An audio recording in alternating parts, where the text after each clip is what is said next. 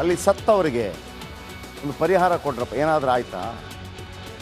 ಏನಾಗಿಲ್ಲ, ಏನಿಲ್ಲ. ಡ್ಯಾನ್ಸ್ ಆಡಿದ್ರು, ಆಟ ಆಡಿದ್ರು, ರಾತ್ರಿ ಕುಡಿದು ಮಜಾ ಮಾಡ್ತಾರೆ, ಬೆಳಿಗ್ಗೆ ಬರ್ತಾರೆ ಅಷ್ಟೇ. ಎಷ್ಟು ಖರ್ಚಾಗ್ತಿದೆ ಒಂದು ದಿವಸಕ್ಕೆ? 60 ಲಕ್ಷ. ಊಟಕ್ಕಾದರೆ ಏನು ಹೇಳಿದ್ರು, ನಿಮಗೆ ಟೀ ಕುಡಿಯೋಕ್ಕೆ ಇಲ್ಲಿ ವ್ಯವಸ್ಥೆ ಮಾಡಿದ್ದೀನಿ, ಊಟಕ್ಕೆ ವ್ಯವಸ್ಥೆ ಮಾಡಿದ್ದೀನಿ, ರೆಸ್ಟ್ ಬೇಕಾ ಅದಕ್ಕೂ ವ್ಯವಸ್ಥೆ ಮಾಡಿದ್ದೀನಿ, ಆದರೂ ಬರ್ತಾ ಇಲ್ಲ. ಅದು ದುಡ್ಡು ಕೊಟ್ಟು.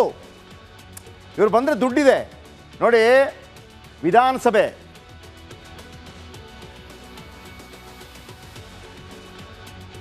ನೋಡಿ, ವಿಧಾನಸಭೆ ಪರಿಷತ್ನ ಕಲಾಪಕ್ಕೆ ಕೋಟಿ ಖರ್ಚಾಗತ್ತೆ. ಎಷ್ಟು ಖರ್ಚಾಗತ್ತೆ? ಅಧಿವೇಶನಕ್ಕೆ ಒಂದು ದಿನದ ಖರ್ಚು ಎಷ್ಟು? 60 ಲಕ್ಷ. ಅಧಿವೇಶನಕ್ಕೆ ಒಂದು ದಿನದ ಖರ್ಚು 60 ಲಕ್ಷ. ಅಧಿವೇಶನ ವೇಳೆ 2,000 ಸಿಬ್ಬಂದಿ ದುಡಿತಾರೆ. 2,000 ಸಿಬ್ಬಂದಿ ದುಡಿತಾರೆ ಅಧಿವೇಶನದ ವೇಳೆ. ಆದರೂ ಶಾಸಕರು ಏನೆಲ್ಲ ಮಾಡ್ತಾರೆ, ಏನಿಲ್ಲ. ಫಸ್ಟ್ ತಗೊಳ್ಳಿ. ನೀವು ಸಮಸ್ಯೆ ಚರ್ಚೆ ಯಾಕೆ ಹಾಕ್ಲಿಲ್ವಾ?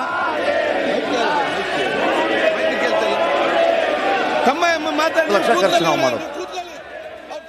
ನೆಕ್ಸ್ಟ್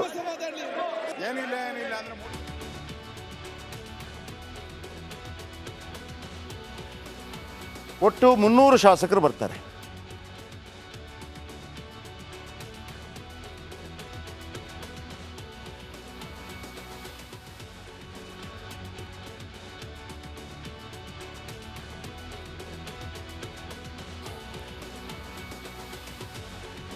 ಶಾಸಕರು MLCಗಳಿಗೆ ಮೊದಲು ನಿತ್ಯ 1,000 ಸಿಗ್ತಾ ಇತ್ತು. ಗೊತ್ತಾಯ್ತು ನೋಡಿ. ಇವರೆಲ್ಲರೂ ಸದನಕ್ಕೆ ಬಂದು ಕೂತು ಹೋದರೂ ಕೂಡ ದುಡ್ಡು ಬರುತ್ತೆ. ಆಮೇಲೆ ಶಾಸಕರು MLCಗಳಿಗೆ ಮೊದಲು ನಿತ್ಯ 1,000 ರೂಪಾಯಿ ಸಿಗ್ತಾ ಇತ್ತು. ಆದರೆ ನಿತ್ಯ 1,000 ರೂಪಾಯಿ ಸಾಲಲ್ಲ ಅಂತ ಶಾಸಕರು ಹೇಳಿದರು. ಆಮೇಲೆ 2,000 ಆಯಿತು. ಶಾಸಕರ ನಿತ್ಯದ ಭತ್ಯೆಗೆ 6 ಲಕ್ಷ ವ್ಯಯ ಮಾಡಲಾಗುತ್ತೆ. ಶಾಸಕರು ಕ್ಷೇತ್ರದಿಂದ ಬರೋದಕ್ಕೂ ಹಣ ಕೊಡಲಾಗುತ್ತೆ. ಕ್ಷೇತ್ರದಿಂದ ಬರಲು ಕಿಲೋಮೀಟ್ರಿಗೆ 30 ರೂಪಾಯಿ ಕೊಡ್ತಾರೆ. 1 ಕಿಲೋಮೀಟ್ರಿಗೆ 30 ರೂಪಾಯಿ, ಹೋಗೋದಕ್ಕೆ ಬರೋದಕ್ಕೆ 60 ರೂಪಾಯಿ. ಆ ಥರನೋ ಏನೋ ಇರಬೇಕು. ಒಬ್ಬ 300 ಜನ, 224 MLA, 75 MLC, 300 ಜನ. ಇವರಿಗೆ ಬೆಳಗಾವಿಯಿಂದ ನೀವು ಫ್ಲೈಟಲ್ಲಿ ಬಂದರೂ ಕೂಡ ನಿಮಗೆ ಸಿಗೋದು ಪೆಟ್ರೋಲ್ ಭತ್ಯೆ. ಕಿಲೋಮೀಟ್ರಿಗೆ ಎಷ್ಟು? 30 ರೂಪಾಯಿ. ರಾಜ್ಯ ಶಾಸಕರ ಪೆಟ್ರೋಲ್ ಖರ್ಚಿಗೆ ಒಂದು ದಿವಸಕ್ಕೆ 40 ಲಕ್ಷ ರೂಪಾಯಿ ಖರ್ಚಾಗತ್ತೆ. 40 ಲಕ್ಷ ರೂಪಾಯಿ. ಪ್ರತಿನಿತ್ಯ ವಿದ್ಯುತ್ ಬಳಕೆಗಾಗಿ 60,000 ವೆಚ್ಚವಾಗತ್ತೆ. ಆದರೂ ಶಾಸಕರು ಅಧಿವೇಶನದಲ್ಲಿ ನಾಟಕ ಮಾಡ್ತಾರೆ. ಯಾವ ಥರ? ನೆಕ್ಸ್ಟಿಗೆ ಬನ್ನಿ.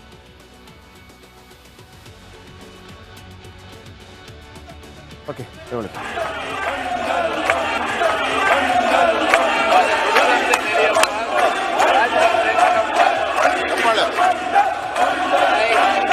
ಇವತ್ತು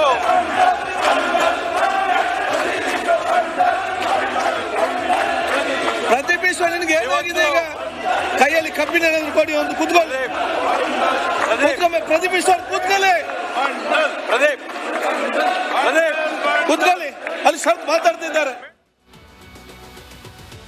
ನೋಡಿ. 300 ಜನ MLA, MLC 300 ಜನ ಇರ್ತಾರೆ. ಅದಾದ ನಂತರ ಪ್ರಧಾನ ಕಾರ್ಯದರ್ಶಿಗಳು ಬರ್ತಾರೆ. ಕಾರ್ಯದರ್ಶಿಗಳು ಕೆಲಸ ಮಾಡ್ತಾರೆ. ಪೊಲೀಸ್, ಆರೋಗ್ಯ ಇಲಾಖೆ, ತೋಟಗಾರಿಕೆ ಇಲಾಖೆ, ಲೋಕೋಪಯೋಗಿ ಇಲಾಖೆ, ಆಮೇಲೆ ಕಲಾಪದ ಅವಧಿಯಲ್ಲಿ ಎಲ್ಲ 2,000 ಜನರಿಗೂ 500 ರೂಪಾಯಿ ಕೊಡ್ತಾರೆ. 500 ರೂಪಾಯಿ. ಕೇವಲ ಸಿಬ್ಬಂದಿಗಾಗಿ 10 ಲಕ್ಷ ವ್ಯಯ ಮಾಡಲಾಗುತ್ತೆ. ಹಿರಿಯ ಅಧಿಕಾರಿಗಳು ಮತ್ತು ಸಿಬ್ಬಂದಿ ಸಂಬಳಕ್ಕೆ ನಿತ್ಯ 10 ಲಕ್ಷ ಖರ್ಚಾಗುತ್ತೆ. ಅಂದರೆ ಒಂದು ದಿವಸಕ್ಕೆ 60 ಲಕ್ಷ ಖರ್ಚಾಗುತ್ತೆ. ಒಂದು ದಿವಸಕ್ಕೆ 60 ಲಕ್ಷ ಖರ್ಚು. 10 ದಿನಕ್ಕೆ 6 ಕೋಟಿ ಖರ್ಚು ಮಾಡಿ ಈ ವಿಧಾನಸಭಾ ಅಧಿವೇಶನ ಯಾಕೆ ನಡೆಸ್ತೀವಿ ಅಂತಂದರೆ, ಜನರ ಸಮಸ್ಯೆಗಳ ಬಗ್ಗೆ ಗಂಭೀರ ಚರ್ಚೆ ಆಗಬೇಕು. ನೋಡಿ, ಮನೆ ಬಿದ್ದಿದೆ, ಏನು ಮಾಡೋಣ ಅವರಿಗೆ? ಮನೆ ಬಿದ್ದವರಿಗೆ ದುಡ್ಡು ಕಟ್ಕೊಡೋಕ್ಕೆ 5 ಲಕ್ಷ ಕೊಡೋಣ, ಹೆಂಗೆ ಬಿಡುಗಡೆ ಮಾಡೋಣ, ದುಡ್ಡಿಲ್ಲ ಅಂದರೆ ಎಲ್ಲಿಂದ ಮಾಡೋಣ, ಹಿಂಗೆಲ್ಲ ಚರ್ಚೆ ಆಗಬೇಕು. ಆಮೇಲೆ ಶಾಸನ, ಹೊಸ ಶಾಸನ ಬರೀಬೇಕು, ಒಂದು ಹೊಸ ಕಾನೂನು ಮಾಡೋಣ. ತುಂಬ ಹುಡುಗರು ಏನೋ ಈಗ ನೋಡಿ, ಈ ಕನ್ನಡಿಗರಿಗೆ ಆದ್ಯತೆ ಅಂತ ಹೇಳುವಾಗ ಏನು ಮಾಡೋದು? ಎಲ್ಲ ಹುಡುಗರೆಲ್ಲ ಇಲ್ಲಿ ಸ್ಕಿಲ್ಡ್ ಸಿಗ್ತಾ ಇಲ್ಲ, ಮಾತ್ರ CEO ಆಗಬೇಕು, ಹಾಗಿದ್ರೆ ಅವರಿಗೆ ಕೌಶಲ್ಯ ತರಬೇತಿಗೆ ಏನಾದರೂ ಒಂದು ಕಾಲೇಜ್ ಮಾಡೋಣ, ಹಿಂಗೆಲ್ಲ ಚರ್ಚೆ ಆಗಬೇಕು. ಅದು ಬಿಟ್ಟು ಏನ್ರಿ ಒಂದು ಗಂಭೀರ ಚರ್ಚೆಗಳೇ ಇಲ್ಲ, ಮಣ್ಣು ಪಾಲು ಮಾಡ್ತಾ ಇದ್ದಾರೆ. ನೋಡಿ ಇವತ್ತೇನಾಯಿತು ಅಂತೇಳಿ.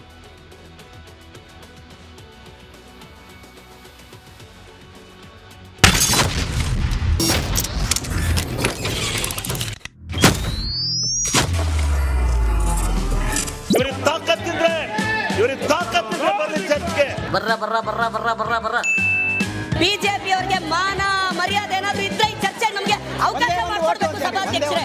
ಕೇಳಕ್ ಇಷ್ಟಪಡ್ತೀನಿ. ಓಕೆ ಫ್ರೆಂಡ್, ಬಾಯ್.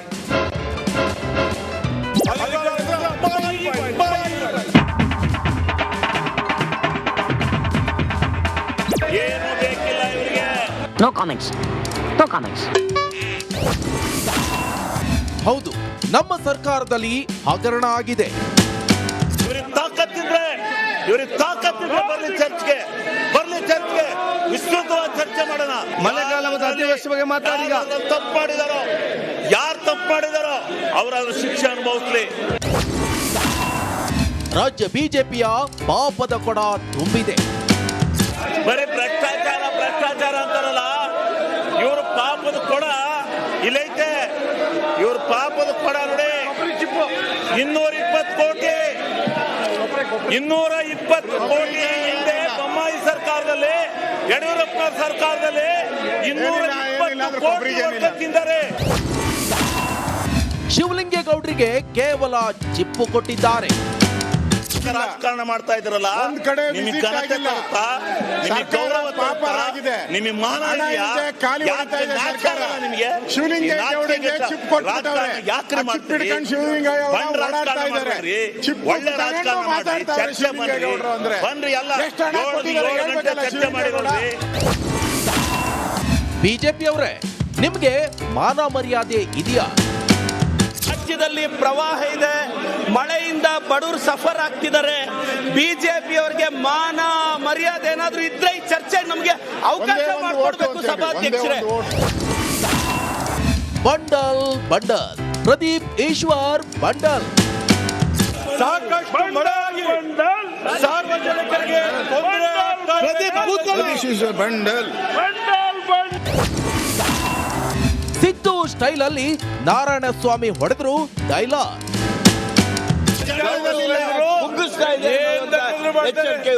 JDS ಜಾತ್ಯತೀತ ಅಂತ ಹೇಳೋದು ಅಲ್ಲ. ಈಗ ಬಲೆಗಳ ಬಗ್ಗೆ ಮಾತಾಡಿ. ಮರ್ಯಾದೆ ಇಲ್ಲ, ಅಧಿಕಾರಕ್ಕೋಸ್ಕರ ಬಾಯಿ ನಿಮಗೆ ಮರ್ಯಾದೆ ಏನಿಲ್ಲ ಮೂಡುಗೆರೆಗೆ ಏನಿಲ್ಲ. ಏನಿಲ್ಲ ಅಂದ್ರೆ ಮೂಡಿಗೆರೆಗೆ ಅನುದಾನ ಇಲ್ಲ. ಸನ್ಮಾನ್ಯ